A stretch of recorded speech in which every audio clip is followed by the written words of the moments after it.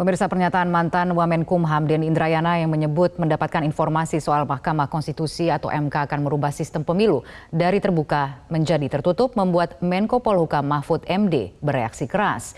Mahfud MD menyebutkan Denny telah membocorkan rahasia negara dan harus diselidiki oleh pihak kepolisian. Namun, apakah benar yang disampaikan oleh Denny termasuk unsur kebocoran rahasia negara?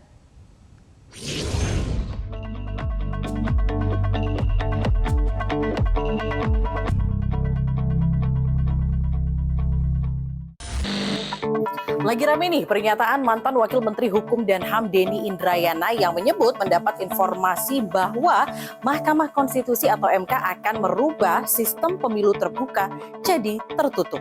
Pernyataan Denny ini memantik reaksi keras Menko Polhukam Mahfud MD. Mahfud meminta polisi segera memeriksa Denny karena dianggap telah membocorkan rahasia negara.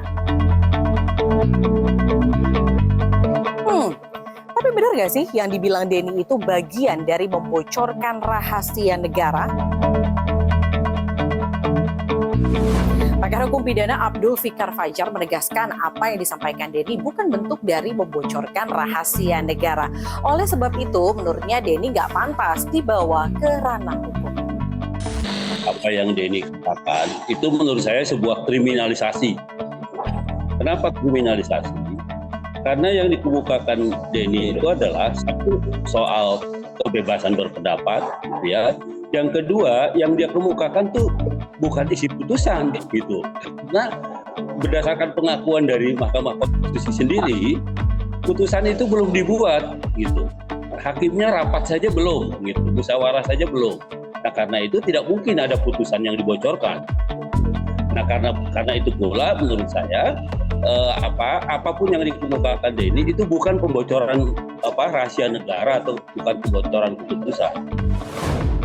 Merujuk undang-undang rahasia negara meliputi pertahanan dan keamanan negara, analisis hubungan luar negeri, proses penyelidikan dan penyidikan di aparat penegak hukum, ketahanan ekonomi nasional, persandian negara, intelijen negara, dan aset vital negara. Cuma itu. Lalu di mana ya kebocoran rahasia negaranya?